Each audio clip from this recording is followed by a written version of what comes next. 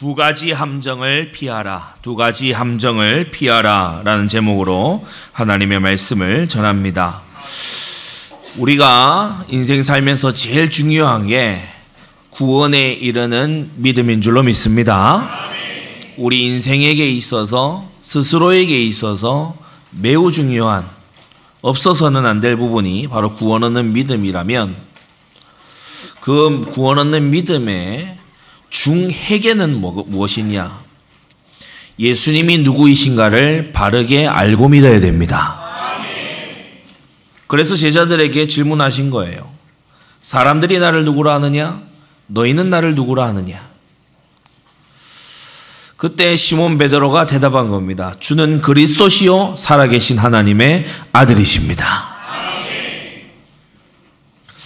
예수는 그리스도이고 모든 문제 해결자다 이렇게 고백한 게 아니고, 예수님 당신은 그리스도시고 영원히 살아계시는 하나님의 아들이시다. 이때에 우리 예수님이 너무 기뻐하시면서 바요나 시몬아 네가 복이 있도다. 이를 내게 알게 하니는 혈육이 아니요 하늘에 계신 내 아버지시다 라고 주님께서 기뻐하신 것이다. 그러면서요, 너는 베드로라. 내가 이 반석 위에 내 교회를 세우겠다라고 선언하신 것입니다. 음부의 권세가 이기지 못하는 신앙 고백의 교회인 줄로 믿습니다. 예수가 그리스도이시고, 다시 말해 메시아, 예언된 하나님이 보내심한 바로 그 선지자, 바로 그 제사장, 바로 그 왕이심을 확고하게 믿는 자들은, 그러한 자들의 교회는 음부의 권세가 이기지 못한다. 그러나 이 신앙에서 빗나가면요, 음부의 권세에 먹잇감이 돼요. 그 증거로 뭐냐? 그러한 교회에서 지옥 백성이 튀어나와. 그러한 교회에서 음부에 떨어질 인간들이 많이 튀어나오게 돼요. 우리 안디옥 교회, 우리 모든 사랑하는 성도님들, 음부의 권세가 이기지 못하는 교회로 함께 가야 될 줄로 믿습니다. 예수가 그리스도이시고 지금도 우리와 함께 하시는, 살아계시는 하나님의 아들이시다. 천국 열쇠를 내게 주겠다고 하셨죠. 땅에서 풀면 하늘에서 풀리고, 땅에서 매면 하늘에서 매이게 되는 천국 열쇠를 주겠다고 하셨어요. 그러시면서 16장 20절에 보면 자기가 그리스도인 것을 아무에게도 이르지 말라고 하신 겁니다. 왜 그러냐? 사람들이 오해해요. 여기까지를 듣고서도 사람들은 오해해요. 네 번째, 비로소 가르치셨다고 했습니다. 이때부터 비로소 가르치셨다. 무엇을 가르치셨냐?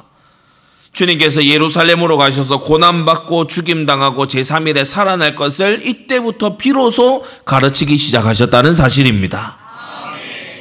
주님이 이렇게 하신 데에는 이유가 있어요. 왜 그러냐? 바로 그 다음 나오죠. 주는 그리스도시요 살아계신 하나님의 아들이십니다 라고 고백하는 이 베드로조차도 고난받고 죽임당하고 3일 만에 다시 살아날 거다라는 이 소식을 듣고는요, 주여 그리 마옵소서 그러는 거예요. 주여 그리 마옵소서.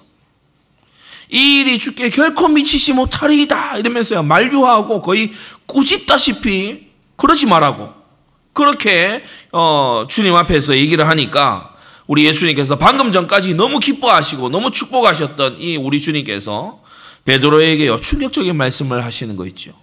사단아 내 뒤로 물러가라. 너는 나를 넘어지게 하는 자로다. 네가 하나님의 일을 생각지 아니하고 도리어 사람의 일을 생각하는도다 라고 했어요. 죄인은, 죄악에 빠진 악인은 복음조차도 하나님의 영광이 아니라 나의 영광을 위해서 악용할 수가 있는 것이구나. 우리는 하나님의 영광을 위한 복음의 소유자로 거듭나야 될 줄 믿습니다. 십자가 빠진 성공복음이요 세상에 많이 횡행해요. 예수님 당시 때도 병 걸린 사람들이 예수님께 많이 나왔어요. 문둥병자 10명이 나와서 예수님께 다 고침받았거든요. 근데 9명은 해결받고요 다 제갈 길로 가버렸어요. 한 사람밖에는 와서 예수님께 엎드려 경배한 사람이 없는 거예요. 이처럼 예수님을 나의 문제 해결의 도구로 이용하려는 그러한 사람들이 그때나 지금이나 많습니다. 이 사람들 해결지향이거든요. 그리고 사람 중심입니다. 사람 중심이에요. 사람들끼리 모이는 거, 사람들끼리의 네트워크. 교회도 어느 정도 규모가 커져가다 보면요, 서로 때문에 교회 생활을 하지, 정말 그리스도 예수 때문에, 그의 십자가의 구속의 은혜 때문에 신앙생활을 하는 사람이 드물어지는 경우가 있는데 극히 주의하시기 바랍니다. 아멘. 오늘 이 예배가요, 누구 때문이 아니라, 부모님 때문이 아니라, 누구 때문이 아니라 나를 위해 살찌고 피 흘리신, 나를 위해 죽으시고 부활하신 예수님 때문이어야 됩니다. 그래야 그게 올바른 예배이지 않겠어요? 십자가 빠진 성공복음은요, 죄를 허용합니다. 죄를요, 타협하고 허용해요. 십자가 빠진 성공복음은 결국 나쁜 열매를 맺게 돼요. 그래서 이 사람 정말 거듭난 게 맞냐라는 게 굉장히 의문스러운 그러한 결과를 내게 되는데, 왜 그러냐? 복음이 잘못돼서 그래요. 엄격히 얘기하면 복음을 받아들이는 자세가 잘못돼서 그래요. 우리는 십자가 복음을 굳게 붙들어야 됩니다. 십자가가 빠진 복음은 가짜라는 걸 알아야 돼요. 그리스도의 십자가, 그 십자가가 빠지면요, 복음이 가짜가 되고 변질이 돼버려요. 우리는 죄를 도말하시고 의의 고난을 받으신 예수님을 믿습니다. 우리를 성공시켜주고 우리의 문제를 해결해주고 우리를요, 건강과 부요를 가져다주는 그런 예수님, 물론 예수님이 그런 일을 하십니다마는 우리는 빠뜨리지 말아야 될 것이 십자가와 부활의 그리스도를 신앙해야 된다. 여러분, 이 십자가에서 그리스도께서 나를 위해 무엇을 하셨는가? 이게 안 돼 있으면요, 그 사람은 신자가 아닌 거예요. 이게 굉장히 중요한 부분입니다. 내가 당할 진노를 죄 없으신 예수님이 대신 당하셨다. 내가 해야 했던 순종을 예수님이 대신 순종하셨다.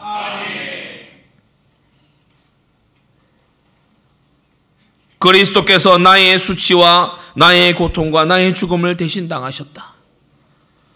저 지난주에 제가 윌리엄 펄킨스의 완전한 구속주 책을 읽는데, 한국에는 번역이 아직 안 됐어요. The Perfect Redeemer. 그 책을 읽는데 얼마나 감동이 되는지. 주님이 제자들에게 다 배신당하셨지요. 그게 저와 여러분들이 당해야 되는 배신을 대신 당한 거예요.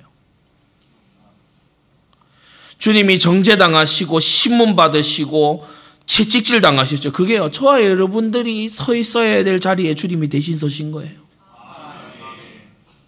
주님이 수치를 당하시고 벌거벗김을 당하셨죠. 저와 여러분들이 당해야 될 것을 대신 당했어요. 그래서 우리에게 어떠한 건강과 어떠한 나음과 어떠한 우리의 명예가 있다면, 우리에게 어떠한 남아있는 좋은 것들이 있다면 그리스도께서 모든 나쁜 것들을 가져가셨기 때문에 있는 겁니다. 여러분, 주님의 은혜를 매 순간마다 감사하시기를 바랍니다. 제가 저의 지나온 날을 이렇게 돌아보니 저는요, 그 뇌성마비로 돼가지고 평생을 그렇게 살 사람이었어요. 근데 주님께서요, 그의 채찍에 맞으심으로 제가 나음을 얻도록 해주신 은혜인 줄로 믿습니다. 우리도 다 그 은혜 속에 있는 거예요. 원래 어제 죽었어야 되는 난데 오늘 살아있는 건 그리스도가 나를 대신해서 죽으셨기 때문인 것이다. 여러분, 세상 사람들은 자연 법칙 때문에 오늘 해가 뜬다라고 생각할지 모르지만 그게 아닙니다. 여러분, 주님의 은혜가 날로 새롭도소이다. 그리스도께서는요, 수치와 고통과 죽음을 대신 당하셨는데 왜, 무엇을 위해서 그렇게 하셨냐? 12월 말이 되고 이러면 방송에서 뉴스에서 떠듭니다. 온 인류를 사랑하는 크리스마스다 하면서 전 인류를 위해서 이런 얘기를 합니다. 그렇지 않아요. 우리 종말론 강의 때 배웠지만 지옥이 존재한다는 것은 온 인류가 구원받지 못한다는 것, 만인이 구원받는 것은 아니라는 것을 증명합니다. 그렇다면 주님은 인류에 대한 어떤 인도주의적 사랑 때문에 십자가를 지신 게 아니에요. 하나님의 영광 때문에 지신 거예요. 하나님의 영광을 위해서 십자가를 지신 거예요. 하나님께서 하나님 형상들 중에 몇을 구원하기를 기뻐하시기 때문에 그의 기쁨을 위해서 그렇게 하신 것입니다. 그래서 바르게 깨달아야 돼요.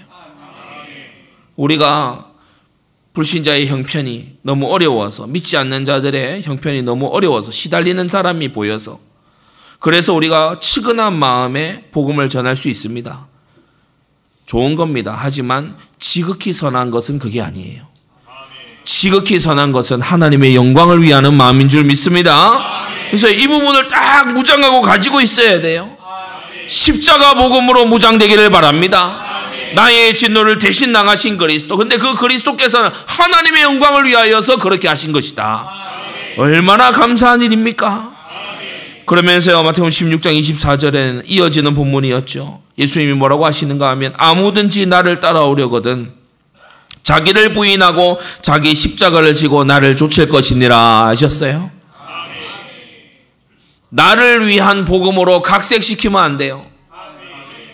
나의 욕심을 만족시켜주는 복음으로 나의 이 정욕을 만족시키는 그러한 그리스도로 각색시키면 안 돼요. 하나님의 영광을 위하여서 자기를 부인하시기 바랍니다. 예, 나라는 것을요 못 받고, 나라는 것을 그리스도와 함께 십자가에 못 받고 주님을 쫓아가는 생애를 살아야 되는 거예요. 고린도전서 2장 2절에도요 바울이 복음을 전할 때 무엇을 결심했냐? 내가 예수 그리스도와 그의 십자가에 못 박히신 것 외에는 아무것도 알지 아니하기로 작정하였다라고 했습니다. 우리가 어떤 고등학교 때나 이렇게 수업을 듣거나 할 때 학교에서들 그러죠. 선생님들이, 교수님들이 다른 건 다 몰라도 되고 이것만 알면 돼. 그럼 그거는 굉장히 중요하다는 얘기예요. 다른 걸 정말 다 몰라도 돼서 필요 없어서 그런 얘기하냐? 그게 아니고 강조하는 얘기죠. 예, 그리스도와 그의 십자가는 이만큼이나 중요한 것이다. 갈라디아 6장 14절에 우리 주 예수 그리스도의 십자가 외에 결코 자랑할 것이 없다라고 했고, 골로새 3장 3절에는 너희가 죽었고 너희 생명이 그리스도와 함께 하나님 안에 감추어 있다라고 했습니다. 여러분, 이게 우리의 현존이고 우리의 실존입니다. 여러분, 이게요 우리가 진짜 누구냐라고 하는 것입니다. 우리의 생명은 그리스도와 함께 장사 지낸 바 됐고 하나님 안에 감추어 있는 줄로 믿습니다. 그래서 베드로전서 4장 1절 2절에는요 그리스도께서 이미 육체의 고난을 받으셨으니 너희도 같은 마음으로 갑옷을 삼으라고 말씀합니다. 마음에 대한 공격이 있어요. 그래서 마음 갑옷을 입을 줄 알아야 됩니다. 여러분, 마음을 아무데나 빼앗기지 마시기를 바랍니다. 마음을 세상의 유혹거리에 빼앗기고 염려에 빼앗기고요 마음을요 온갖 충동에 빼앗기고 그러지 말아야 돼요. 마음의 갑옷을 삼아야 돼요. 근데 이 마음의 갑옷이 뭐냐? 그리스도의 십자가를 묵상하는 바로 그 믿음, 그것으로 마음 갑옷 삼아야 될 줄로 압니다. 육체의 고난을 받은 자가 죄를 그쳤음이니, 예수님이 우리의 죄를 도말하시려고, 우리의 죄를 사하시려고 십자가에 대속제물 되셨어요. 그 후로는 다시 사람의 정욕을 좇지 않고 오직 하나님의 뜻을 좇아 육체에 남은 때를 살게 하려 함이라고 했습니다. 주님 지신 십자가에는 목적이 있어요. 우리를 이렇게 살게 하려고. 다시는 사람의 정욕을 좇지 아니하고 우리의 정욕대로 살지 않고 오직 하나님의 뜻을 좇아서 우리 인생의 남은 시간들을 살아가게 하시려고 우리를 그 아들의 보혈로 구속하신 것이다. 여러분, 그래서 우리는 십자가의 복음을 올바르게 붙잡고 이 변함없는 반석되는 이러한 십자가의 복음의 이 믿음을 가지고서 영원한 천국 문에 당도해야 될 줄로 믿습니다. 저는 우리 이 자리에 있는 또 함께 이 시간 예배드리는 전국의 우리 모든 성도님들이 단 한 사람도 중도에 탈락되지 아니하고 단 한 사람도 최후에 거부되지 아니하고 천성문에 들어서기를 원합니다. 이 믿음 확고하게 가져야 돼요. 십자가 없는 그리스도는 가짜입니다. 십자가 지신 그리스도만 참된 그리스도예요. 죄를 도말하시고 의의 고난을 친히 받으신 그 예수님만 우리의 믿음의 주가 되시는 거예요. 여러분, 이 부분 흔들리지 말아야 됩니다. 예수라고 다 같은 예수가 아니에요. 그리스도를 말한다고 다 같은 그리스도가 아니라는 겁니다. 십자가가 빠진 그리스도는 가짜라는 거예요. 이거 꼭 기억하고 명심 또 명심하고 일부 강단 말씀하죠. 구역원들 반드시 확립시키게 되기를 바랍니다. 그러면 본론으로 들어가서 세 가지인데, 첫째, 목회자가 받은 사명. 세 가지를 감독해야 된다 했지요.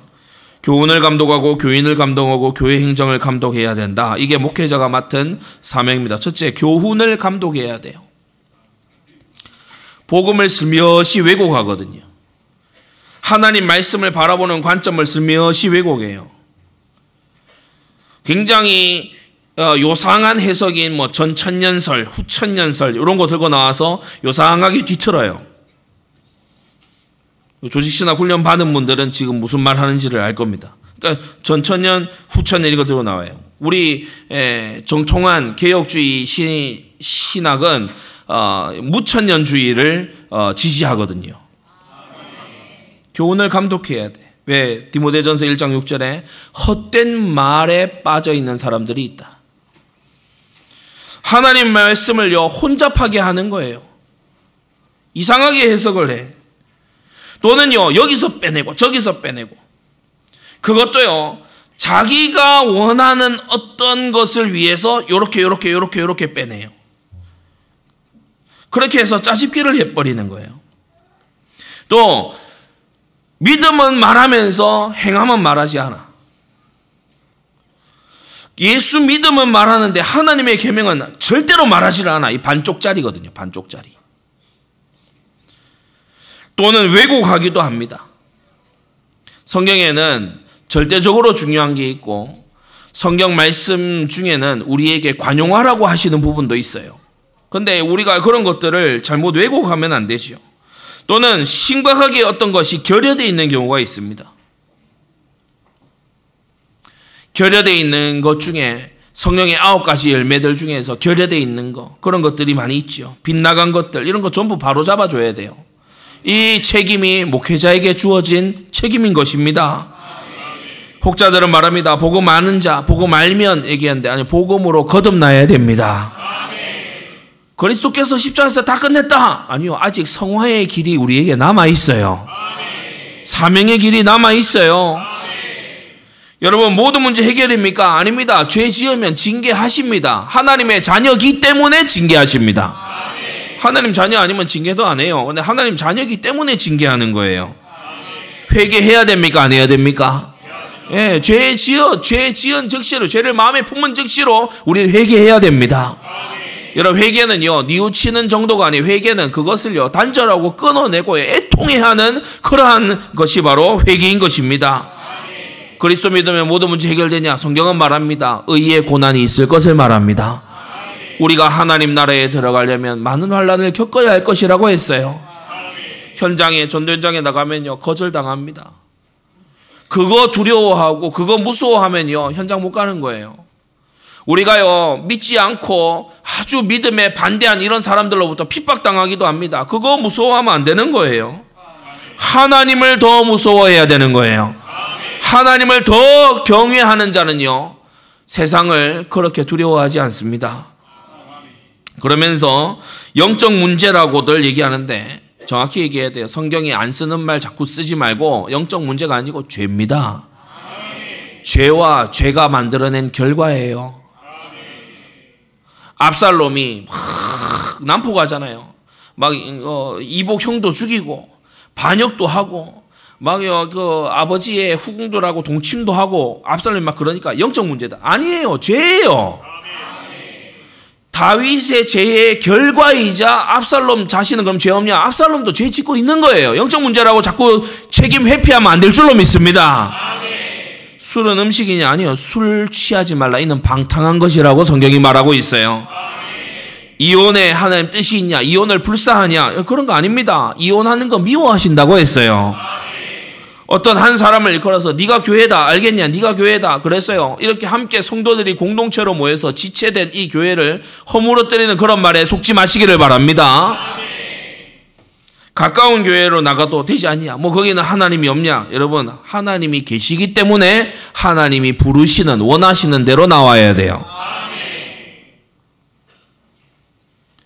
말씀을 편집질하지 말고 모든 성경을 하나님의 말씀으로 받아야 됩니다. 그래서 조직 신학이 필요한 이유가 뭐냐면 이 한 구절을 가지고서 막 왜곡해서 과하게 과장을 막 하는 그것을 방지하는 게 조직 신학이에요. 여기서는 이렇게 얘기했고 저기서는 이렇게 얘기했는데 이걸 문맥을 따라서 쭉 이렇게 점검을 해보니 아, 이걸 말씀하는 거구나. 그게 조직 신학이거든요. 고린도후서 2장 17절에 우리는 수다한 사람과 같이 하나님의 말씀을 혼잡하게 하지 아니하고, 많은 사람들이 하나님의 말씀을 혼잡하게 합니다. 오늘날만큼 혼잡한 그런 또 세대가 또 있을까요? 그런데 순전함으로 하나님께 받은 것 같이 하나님 앞에서와 그리스도 안에서 말하는 이러한 목회자, 이러한 교사, 그 가르침 아래 있게 되기를 바랍니다. 정통한 교사에게서 잘 배울 줄 알아야 된다. 두 번째, 교인을 감독하도록 사명받았어요. 디모데전서에는 특히 여러 사람들이 이제 등장을 하지요. 1장 19절 20절에 나오는 후메네오와 알렉산더, 이 사람들이 이단자요 대적자입니다. 사단에게 내어주었다고 했어요. 이 사람들 착한 양심을 버려서 믿음에서 파선한 자들이다. 그래서 마땅히 바울은 디모데에게 말하는 겁니다. 야, 너 거기 에베소 교회에 있으면서 말이야. 에베소와 또 인근 교회에 있으면서 후메네오하고 친하게 지내지 않도록 해라. 너도 뭐 그렇게 하지만은 성도들을 후메네오로부터 보호해야 된다. 알렉산더로부터 보호해야 된다. 여러분, 교인을 보호하고 교인을 감독할 책임이 목회자에게 주어져 있는 겁니다. 그래서요, 저 사람 경계해야 된다 그러면 경계해야 되지. 뭐 미워하냐? 그렇게 생각하면 안 돼요. 여러분, 정말 올바르게 깨닫게 되기를 바랍니다. 제가요, 부목사 때도 그랬지만은 담임을 맡고 보니 하나님이 새로 주시는 마음이 있어요. 뭔가 하나님이 더 얹어 주시는 마음이 있어요. 굉장히 저도 묘한 그런 이제 것을 느끼는데 말로도 할 수 없는 책임감이 막 와요. 그래서 어떻게 되냐? 더 막 이렇게 챙기게 돼. 여러분, 하나님 주신 마음인 줄로 믿습니다. 그래서 왜 가만히 있는 무던히 있는 이단도 아니고 대적자도 아닌 교인을 왜 미워하겠어요? 미워하지 않거든. 근데 경계하라고 할 때는 이유가 있는 거예요. 경계하고 멀리하고 그 가까이 하지 마라 그러면 이유가 있는 거예요. 오해하지 않고 정말 감독 잘 받게 되기를 바랍니다. 믿음에 굳게 선 사람과 교제할 수 있어야 돼요. 주의 이름을 깨끗한 마음으로 부르는 자들과 함께 해야 되는 겁니다. 율법을 오해하는 자들, 율법의 선생이 되려 하는데 자기 말하는 거, 확정하는 거, 그것도 이해가 안 돼 있는 율법을 오해한 자들이 있었어요. 4장에 가서 보면 청빈주의자들도 있었어요. 귀신의 가르침이라 했죠. 청빈주의자들. 6장에 가면요, 돈에 막 둘러빠진 세속주의자들도 또 나옵니다.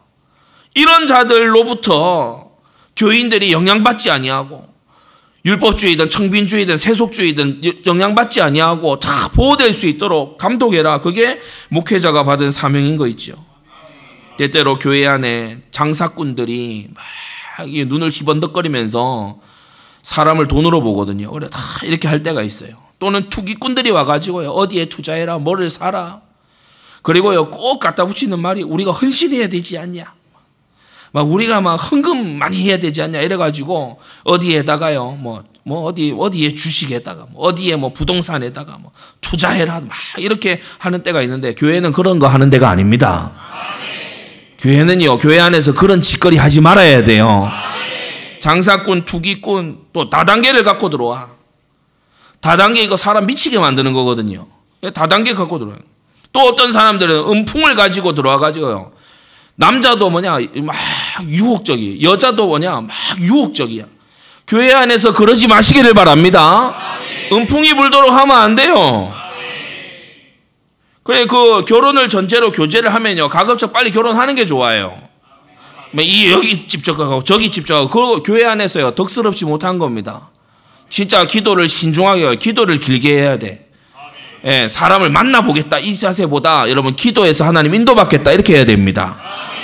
그러면서요 잔머리 굴려서 막 요리조리 잔머리 굴리는 이런 사람들 보면 보이죠. 그리고 패거리 막 이루려는 이런 사람들, 혈연, 지연, 학연 이런 거 막 내세우면서 패거리 이루는 이런 사람들 교회 안에 없도록 막아야 됩니다. 다른 주제, 다른 화제거리로 막 끌고 가는 거야. 그런 것도 하지 말아야 될 줄 믿습니다. 우리가 교회가 사람들이 살아가는 이 세상에서 특히 우리나라 같은 경우는 정치적인 이런 것들이 굉장히 많이 분분하잖아요. 의견들이 분분한데 여러분 정치적으로 무언가를 한다 안 한다 이전에 교회는 구령사역의 기관이다.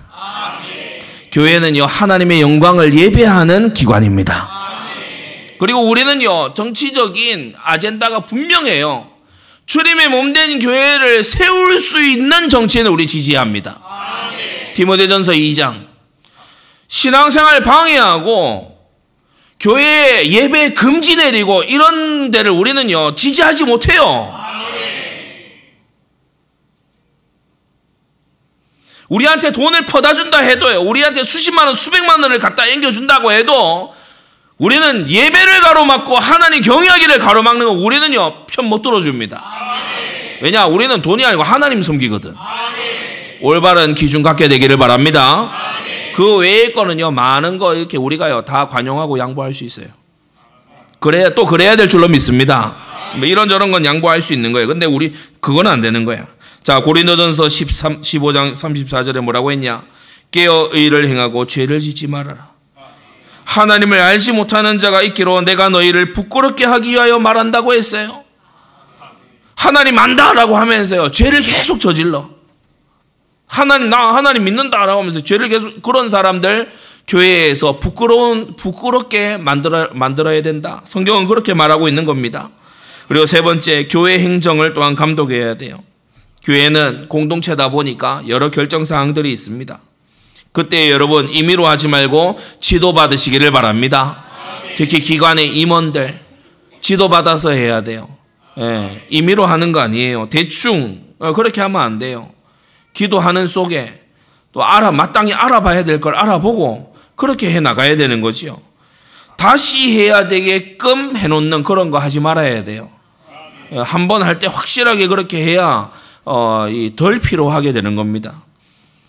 이 디모데전서에도요 출교 처분을 내린 자들이 또 있었고요. 5장에 보면 과부의 명부를 만들기도 하고요. 또 신자의 과부 친척은 어떻게 도울 거냐 이런 부분을 지침을 주기도 하고요. 존경에 어떻게 차등을 둘 거냐 그런 것도 역시 가르치고요. 권징을 할 때는 어떻게 할 거냐, 신자와 또 장로와 또 여러 기타 직분자들을 권징을 해야 될 필요가 있을 때는 어떻게 할 거냐 그걸 다루고 있고요. 또 안수하는 문제도 다루고 있고 목회자의 건강도 다루고 있고 부자들을 향해서 특별히 할 교훈 이런 것도 지침을 주고 있습니다. 디모데전서 5장 17절에 잘 다스리는 장로들을 배나 존경할 자로 알되 말씀과 가르침에 수고하는 이들을 더할 것이라고 말씀합니다. 가정에서 자녀에게 어떻게 평상시 하느냐에 따라서 강단 말씀 들어가는 게 달라집니다. 제가 서울의 어느 한 분에게 그걸 딱 얘기했어요. 아이가 보니까 이렇게 은혜를 거의 못 받고 약간 예배 시간에 이렇게 눈이 흐릿하고 이렇게 좀 그래요. 그래서 제가 부모님을 불러다가 얘기를 했어요. 오늘부터 자녀의 예배 승리를 위해서 가족이 같이 식사 자리 모였을 때 목사님에 대해 좋은 얘기, 우리 목사님은 정말 막 아주 귀한 분이란 이런 얘기 그거를 해라. 말씀을 들은 내용을 포럼을 좀 해라. 그렇게 얘기했어요. 그 다음 주 돼서 바로 바뀌었어요. 애가 더 늦는데 말씀을 얘가요 적기 시작하는 거예요. 그러면서요 예배 시간이 달라졌어요. 그렇죠. 여러분 존경하는 자, 존중하는 자의 말을 귀담아 듣게 되잖아요. 그래서 목회자는 존중받을 수 있도록 해야 되는 동시에 성도들이 여러분 목회자 말씀과 가르침에 수고하는 자를 배나 존경할 자보다 더 존경할 자로 알게 되시기를 바랍니다. 이게 여러분에게 유익해요. 이게요, 예배의 승리에 아주 유익해요. 그래서 목회자가 이와 같은 사명을 맡았다. 두 번째, 오늘 이제 두 가지 함정을 피해야 되는데 그중 첫 번째가 교만을 피하는 겁니다. 교만을 피해야 돼요. 겨울철인데 이제 시골에 이렇게 가서 뭐 신정이 되거나 뭐 구정 때도 마찬가지고 이제 겨울이 되면은 아이들이 사촌들이 서로 만나고 또 아이들도 서로 놀고 그렇게 합니다. 뭐 이런저런 놀이들을 뭐 전통놀이다 이래도 하기도 하지만은 그 중에 하나가 연날리기예요. 연날리기만 해보셨죠? 저도 연날리기를 이제 사촌들하고 연날리기를 많이 해봤어요. 연을 이렇게 만듭니다, 그죠? 이 나무 대를 가지고 이렇게 해서 방패연 만들기도 하고 가오리연 만들기도 하고 가오리연 꽁지 달고 그죠? 그래가지고 이렇게 막 합니다. 그걸 이제 실타래에 이렇게 묶어가지고 이제 나가요. 이제 날릴 거라고 나가요. 그래가지고 이제 그 바람이 오는 쪽으로 해가지고 이렇게 조금 실을 빼갖고 막 달립니다. 달려가지고 이렇게 하면은 바람이 탁 맞으면은 연이 확 올라가죠. 연을 저마다 이제 애들이 만들어가지고 하나씩 다 만들어 문구사에 팔기도 하고 그러거든요. 만들어가지고 이제 나와요. 어떤 한 명이 자기는 연을 튼튼하게 만들겠대. 그래가지고 어떻게 했냐. 방패연 있는 그 구멍을 다 막았어요. 그래가지고 가득 채웠어. 위에다가 종이 또 붙였어. 막. 위에다가 그림도 그리고 종이도 붙이고 장식도 하고. 그러니까 이 연이 날아갈까요? 안 날아갈까요? 절대 안 날아가요. 얘는 계속 연을 이고 다녀요. 다른 연들은 하늘을 날고 있는데 얘는 내 연은 왜 안 날아갈까? 이렇게 공들여서 만들었는데 답은 안 나요. 구멍이 안 나 있어서 안 나는 거야. 구멍까지 다 막아버렸거든. 여러분, 사람이 채워져 있고 무거워지고 자신이 거만하면 주님이 낮추세요. 주 앞에서 낮추고 주 앞에서 마음에 자기를 부인하고 그런 여러분 되시기를 바랍니다. 주 앞에서 낮추라. 때가 되면 너희를 높여주시리라. 교만을 피해야 돼요. 사람이요 교만하게 다 이렇게 돼 있으면요 하나님이 그 사람 안 씁니다. 사람들도 싫어합니다. 오늘 본문에서 6절 7절에 보시면 새로 입교한 자도 말지니 교만하여져서 마귀를 정죄하는 그 정죄에 빠질까 하미요 라고 말씀하지요. 새로 입교한 자, 다시 말해 초신자는 중직자가 될 수 없다는 것입니다. 왜냐? 잘 한번 생각해 보세요. 새로 입교한 자가 세상 지위가 높을 수 있어요. 뭐 예를 들어 새로 입교를 했는데 로마의 백부장이다 이럴 수 있어요. 새로 입교했는데 어디에 유명한 랍비다 그럴 수 있어요. 유대교 출신의 랍비다 그럴 수 있단 말이에요. 그런데 새로 입교한 자가 세상 지위가 높고 지식이 출중하고 인격과 배경과 경험 이런 것들이 뛰어날 수 있죠. 때때로 그런 경우들이 있습니다. 하지만 우여곡절을 거치는 세월을 두고서 여러분 점검돼야 될 줄로 믿습니다. 그래서 장로교헌법에는요 무흠하게 7년을 가야 된다 이렇게 명시하고 있어요. 책망할 것 없는 7년의 세월을 지나야 된다. 혹은 그 이상 훈련의 정도를 봐야 돼요. 우리가 중직자 이 임직을 하려고요. 지난 한 10년간 이렇게 쭉 보니까 훈련을 도통 안 받은 그런 인원요 어쩔 수가 없는 거예요. 왜냐 훈련을 받아도 사람이 그게 자기 것이 안 되는 경우가 많은데 훈련을 아예 안 받는다 그러면 딴소리 하게 돼 있는데 어떻게 하겠습니까? 그러니까 훈련의 정도를 봐야 돼요. 그리고 열매를 반드시 봐야 됩니다. 거듭난 증거, 새 생명을 얻은 증거 그게 나와야 되는 거죠. 성숙된 여부, 다시 말해 옛날 그 사람이 아니라 변화되어가는 모습 이게 보여야 됩니다. 이게 점검이 돼야 되는 거예요. 그래야만 이 직분자의 자리로 갈 수가 있는 거지요. 초신자가 때때로 열정 넘친다 해서 이도저도 하다 뭐 안 되니까 그 소명도 없고 그러니까 자기의 내적인 거는 충만해. 근데 교회가 부르지 않았어. 소명도 없이 멋대로 신학교에 막 가서 입학하겠다고 가서 하는 경우가 있어요. 그 자신과 교회에 결국 해가 됩니다. 세계를 굉장히 어렵게 만들었던 칼 막스, 신학생 출신이에요. 그 아버지 하인리 막스가 그 루터교로 개종한 유대인이었거든요. 아들에 대한 기대가 굉장히 컸어요. 그래서 그 아버지가요, 굉장히 독실한 루터교 신자였습니다. 아들에 대한 기대가 굉장히 커서 아주 이 소망을 가지고 독일의 본 신학교를 보낸 거예요. 근데 가서, 왜냐, 이 칼 막스는 거듭난 사람이 아니잖아요. 그러니까 막 술 취하고 막 나가서 패싸움하고 그리고 막 세상 철학에 둘러 빠지고 그러다가요, 완전히 안티 기독교 중에 세계 최고가 돼버렸어요. 그러니까 뭡니까? 여러분, 그냥 자기의 열정으로 인해서 나는 목회자 되겠다, 나는 장로 되겠다. 여러분, 그것만큼 위험한 게 없어요. 자기만 위험한 게 아니고 교회를 위험하게 만들어요. 그런 일 없어야 될 줄로 압니다. 새로 입교한 자는 중직자가 되지 못한다. 왜냐? 두 번째, 마귀를 정죄하는 그 정죄에 빠질까 함이요 라고 했어요. 그럼 마귀가 누구죠? 천사장이 교만해져서 월권하고 반역하고 선동하다가 하나님 되려고 반역질하다가 쫓겨난 게 마귀입니다. 만일 성숙하지 못한 자가 중직을 맡으면 그때부터 교만해져요.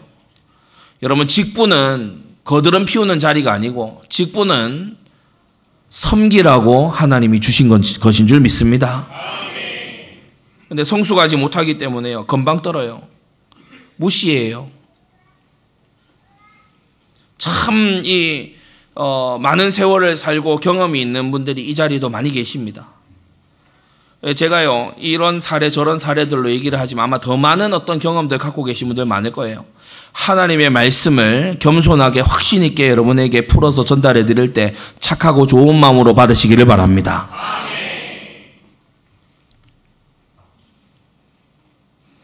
성숙하지 못한 자가 중직을 맡으면요, 아나무인입니다. 그때부터 멋대로 하기 시작해요.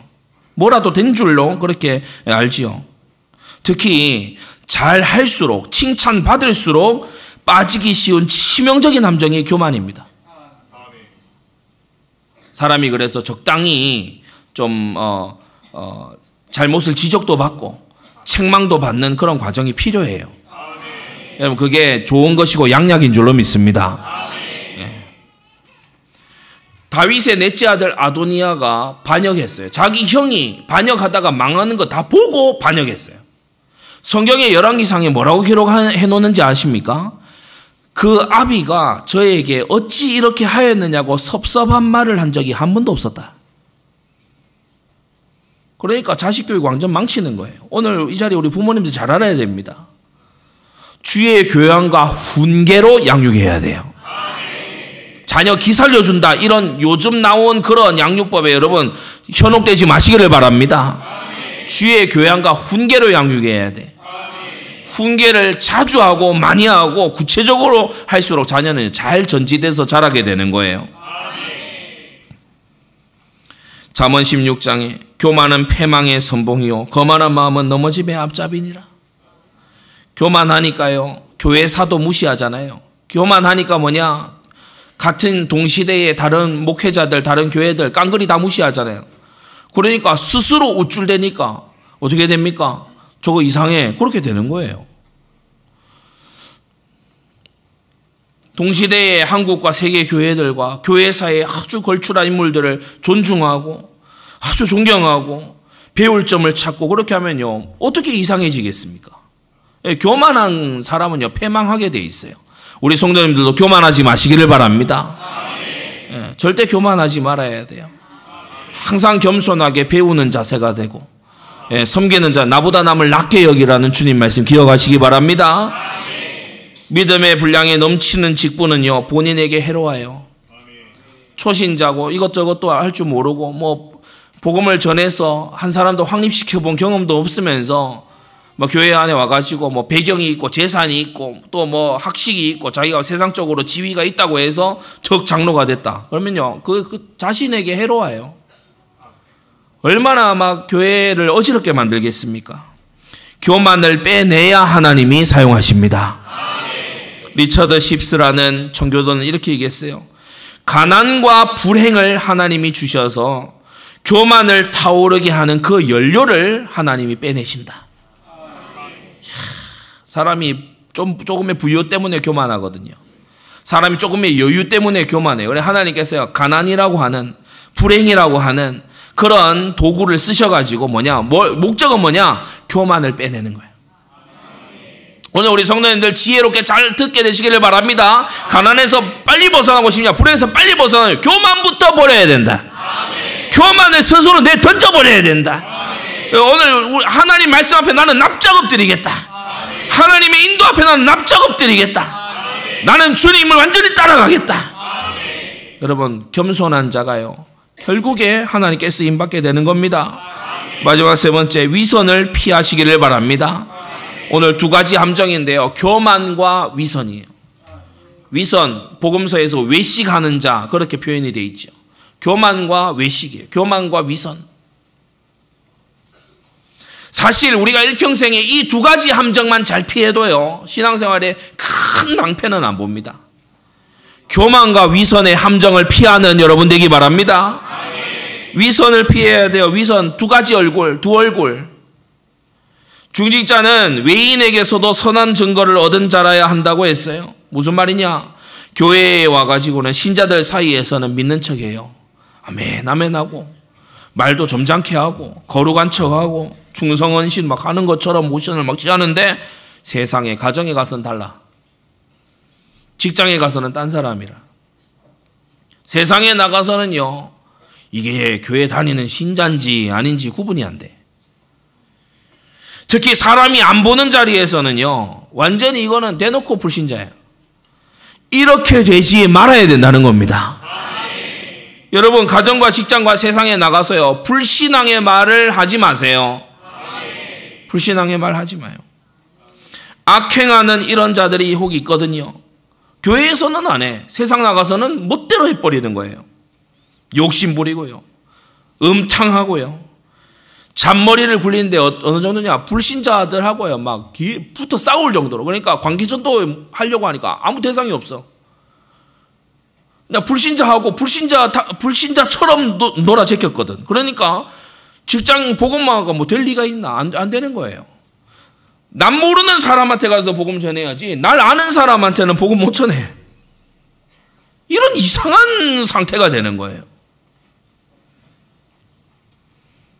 그러면서요, 꼼수 쓸 거 다 쓰고요, 직장 상사 뒷담 하나 일삼는 이런 상태에서는, 여러분, 이런 사람은 직분자로 나아가서는 안 돼요. 교회에서는 그럴듯하게 합니다. 교회에 와서는요, 또 체면치레 합니다. 근데 주님께서 지적하신 것처럼 마태복음 23장에 겉으로는 사람에게 옳게 보이되 안으로는 외식과 불법이 가득하도다. 이 말씀이 여러분 우리를 고치는 말씀 되기를 바랍니다.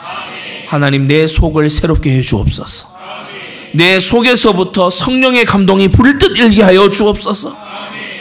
누가복음 12장에 말씀했지요. 바리새인들의 누룩 곧 외식을 주의하라고 했어요.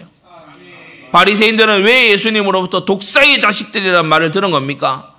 그들이 율법주의 구원관을 가지고 있기 때문만이 아니에요. 그들이 외식하는 자라서 그래요. 위선자라서 그래요. 율법을 온전히 지키려고 하는 순전한 마음이냐? 물론 그런 사람들도 있겠죠. 하지만 대부분은 뭐냐? 율법 지키는 채 하는 거예요. 속으로는 아니야. 속으로는 썩어가고 있어. 속으로는요, 막 사람이 안 보는 데에서는 혼자 있을 때에는 온갖 악행과 온갖 악심을 가지고 있는데 겉으로만 그럴듯하게 하는 거야. 성도 여러분, 오늘 저와 여러분들이 정말 경계의 말씀으로 받아야 되는 주의 말씀입니다. 감추인 것이 드러나지 않을 것이 없고 숨은 것이 알려지지 않을 것이 없나니 라고 했어요. 주님께서 알려지게 하시면 알려지는 거예요. 야, 저 사람 알고 보니까 그렇게 산 사람이라더라. 그게 주님이 열어서 이제 알리시니까 알려지는 거거든요. 이러므로 너희가 어두운 데서 말한 모든 것이 광명한 데서 들리고 너희가 골방에서 귀에 대고 말한 것이 집 위에서 전파되리라고 했어요. 다윗이 편지를 우리아 손에 들려서 요압에게 보낼 때 다윗은 생각했을 겁니다. 아무도 모르겠지. 그런데 웬걸요? 바로 요압이 알고 그 뒤에 성경에 기록돼서 전 인류가 알고 오고 오는 끝없는 세대가 다 알게 됐어요. 사무엘 상하를 기록하는데 다윗과 그 아들이 야 그거 빼! 막 이렇게 할 수 있었다면 그거 뺐겠죠. 그죠? 근데 그거 안 되거든. 성경에 그대로 기록되어 있어요. 하나님께서 알게 하시면 알려지는 거예요. 하나님 경외하시기 바랍니다. 살아계신 주님을 경외하시기 바랍니다. 왜 그러냐? 왜 이렇게 위선, 외식을 피해야 되느냐? 둘째, 비방과 마귀의 올무에 빠질까 염려하라고 했어요. 악인은 교회를 다니더라도 악인은 거듭나지 못한 자는 성령이 없으므로 행하게 더 담대해집니다. 갈수록 악행하는데 더 담대해져요. 처음엔 숨어서 해요. 나중에는 친한 사람들에게 알리면서 해요. 나중에는 펴놓고 합니다.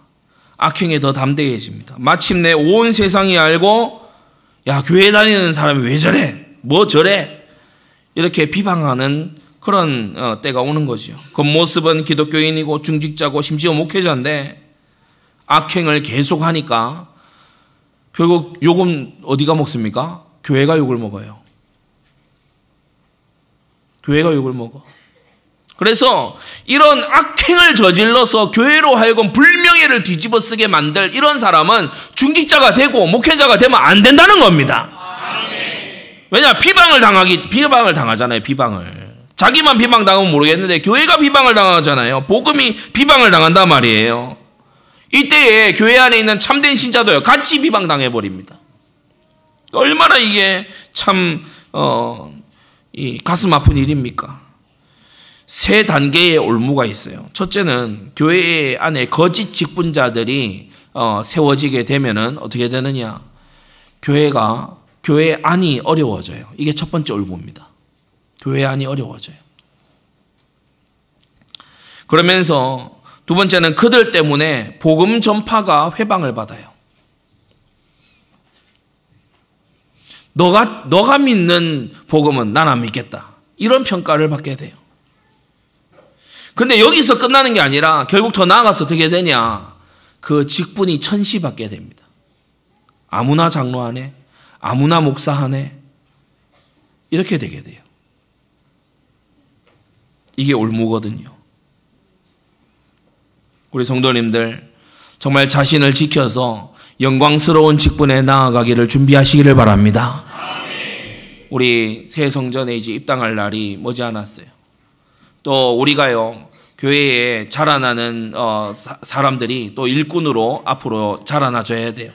지금 받는 이 말씀을 여러분이 신비에 새겨서 평생에 하나님 나는 교만으로부터 멀어지게 해주옵소서. 하나님 나는 위선으로부터 멀어지게 해주옵소서. 주님 내가 홀로 있을 때도 하나님 앞에 서게 해주옵소서. 여러분 기도를 해둬야 되는 제목이 이 두 가지입니다. 어떤 사람이 범죄했을 때요 여러분이 올무에 빠지지 않는 방법 알려드릴게요. 어떤 사람이 범죄한 게 교회 안에서 드러나서 그때 여러분 딱 생각하시면 돼요. 회개 안 하냐? 그건 불택자라는 겁니다. 아무 기대 걸지 마세요. 회개를 하냐? 그러면 하나님이 징계하신 이후에는 회개하는 자는 회복시키실 겁니다. 그래서 범죄하는 사람이 회개를 안 하거나 회개를 하거나 내가 실족할 이유는 없어요. 예전부터 우리 자주 들은 말씀이죠. 기억하십니까? 최 집사 재직했는데 김 장로가 왜 시험 봤냐? 여러분 꼭 기억하시기를 바랍니다.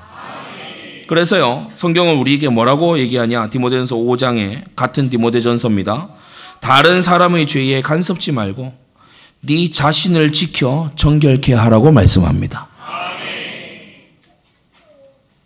사람이 외식하는 것 중에 또 하나가 뭐냐 하면 어떤 사람 죄가 드러나고 이렇게 하면 막 비방하고 막 얘기하고요. 막 퍼뜨리고 막 그래요. 마치 자기는 그러한 죄를 조금도 생각도 한 적이 없는 것처럼. 이게 위선입니다. 또 자기를 돌아봐야 돼요. 내겐 그런 죄가 없는지 돌아봐야 돼요.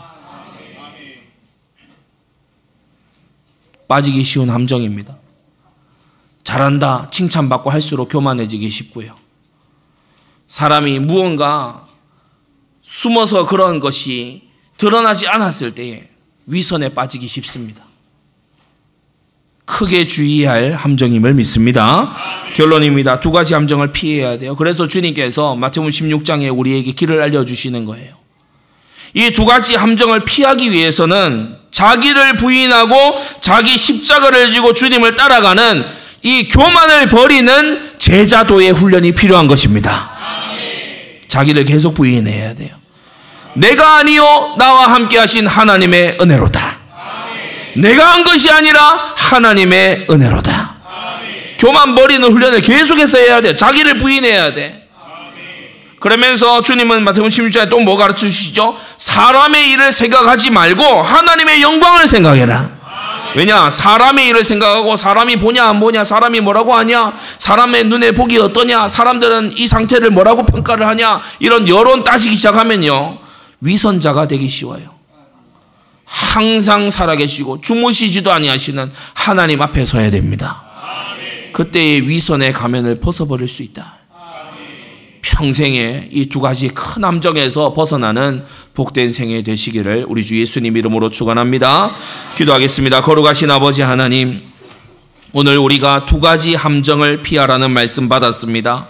우리 사랑하는 성도들 일평생에 교만을 피하고 위선을 피하는 주님의 귀한 권속들 되도록 역사하여 주시옵소서. 우리 주 예수 그리스도의 이름으로 기도드리옵나이다. 아멘.